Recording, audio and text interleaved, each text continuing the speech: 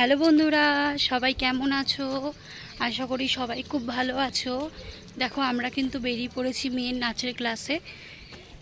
এই যে রওনা দিয়েছি সবে। সবাই দুপুরে খাওয়া দাওয়া করেছো তো?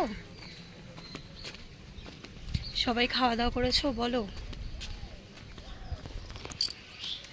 তো বলো বন্ধুরা, আজকে কি দিয়ে খাওয়া দাওয়া করলে? সবার বাড়িতে নিশ্চয়ই আজকে চিকেন কষা রান্না হয়েছে, যেহেতু আজকে সানডে।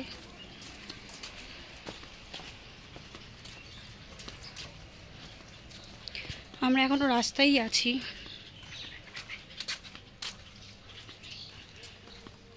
এরপর আমাদের গাড়ি আসবে, গাড়িতে করে আমরা বেরিয়ে যাব। এই দেখো আরেকজনকে দেখে নাও একটু। দেখো পরিবেশটা কি সুন্দর না? হেভি না বলো পরিবেশটা?